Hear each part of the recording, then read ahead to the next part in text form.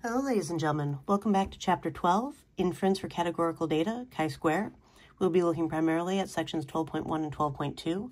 We will finish the year with 12.3. All right, for day one, tomorrow you'll be working on M&M's activity to introduce you to these topics, but for tonight we will be looking at 12.1, stating hypotheses, comparing observed and expected counts, the chi-square test statistic, the chi-square distributions, and p-values. By the end of this lesson, you will be able to state appropriate hypotheses and compute expected counts and chi-square test statistic for a chi-square test for goodness of fit.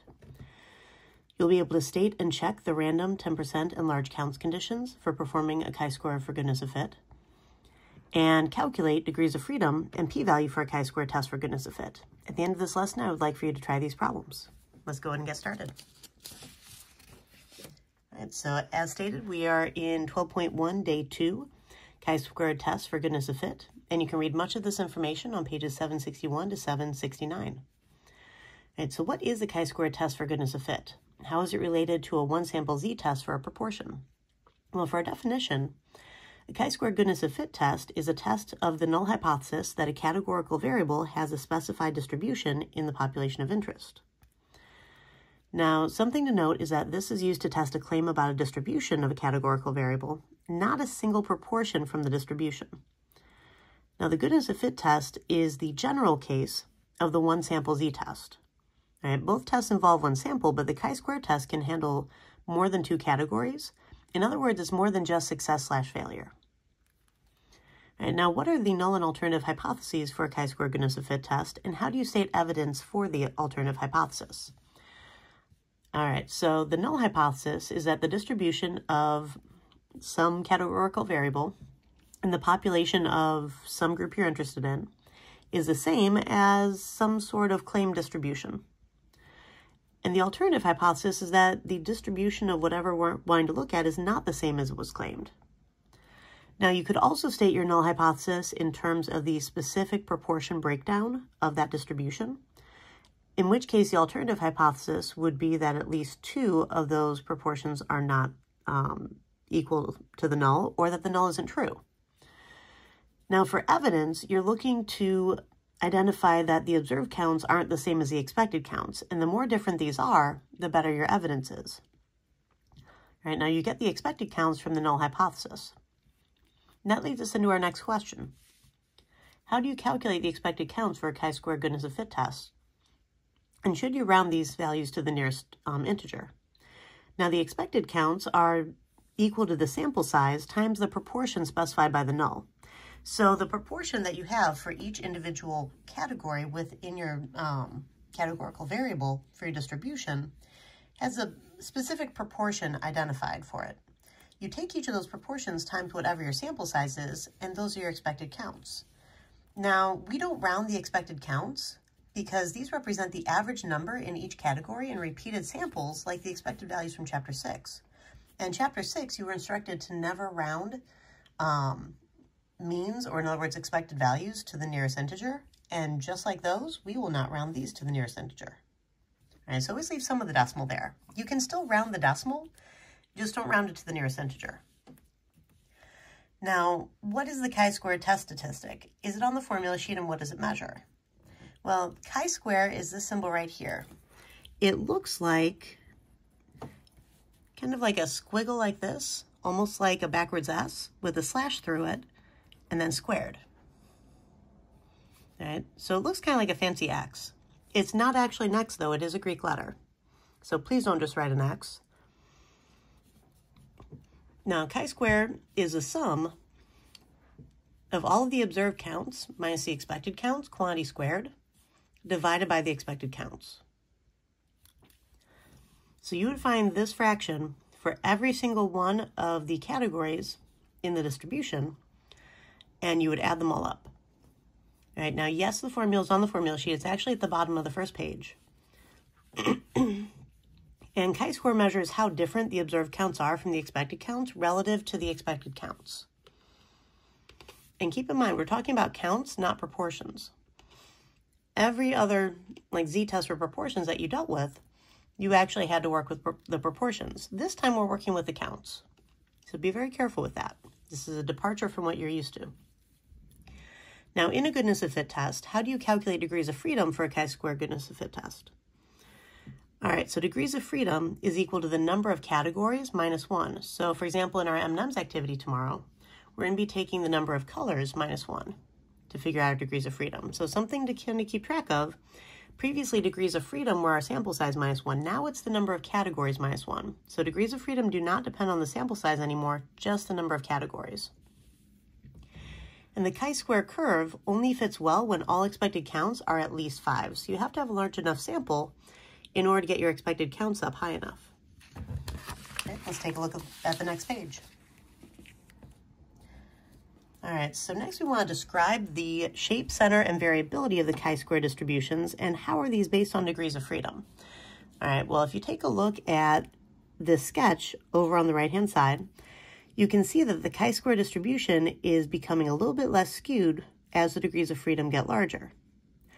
Also, these peaks are moving over further and further as degrees of freedom get larger.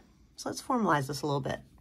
The definition is that a chi-square distribution is defined by a density curve that takes only non-negative values and is skewed to the right. Now, we're talking about non-negative values because it can include 0, and 0 is a value that is neither positive nor negative. But then we're going off towards positive infinity from 0, so it includes 0 and positive numbers, which would be our non-negative numbers.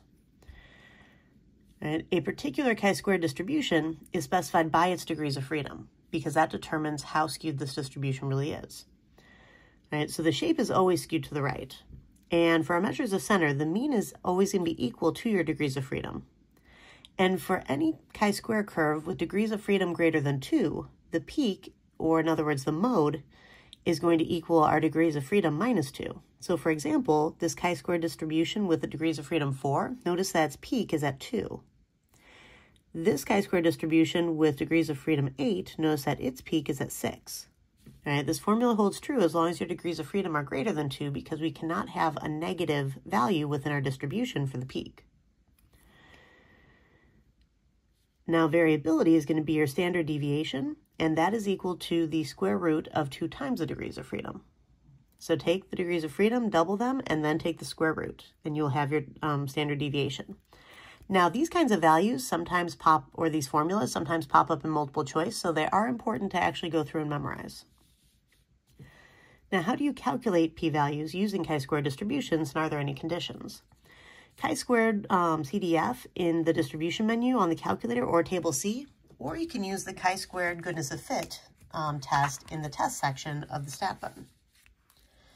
Now, to use the chi-square distribution for the p-values, all expected counts must be at least 5.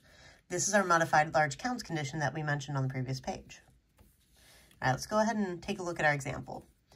So the paper Linkage Studies of the Tomato, Transactions of the Canadian Institute, 1931, reported the following data on phenotypes resulting from crossing tall-cut leaf tomatoes with dwarf potato leaf tomatoes. We wish to investigate whether the following frequencies are consistent with genetic laws, which state that the phenotypes should occur in a ratio of 9 to 3 to 3 to 1. That means that these occur 9 times as often, these occur 3 times as often, 3 times as often, and 1 time as often. And so if you add up all of these numbers in the ratio, 9 plus 3 is 12, plus 3 is 15, plus 1 is 16, we could turn this into proportions of 9 over 16 for the tall cut, 3 over 16 for the tall potato, 3 out of 16 for the dwarf cut, and 1 out of 16 for the dwarf potato to represent the proportions.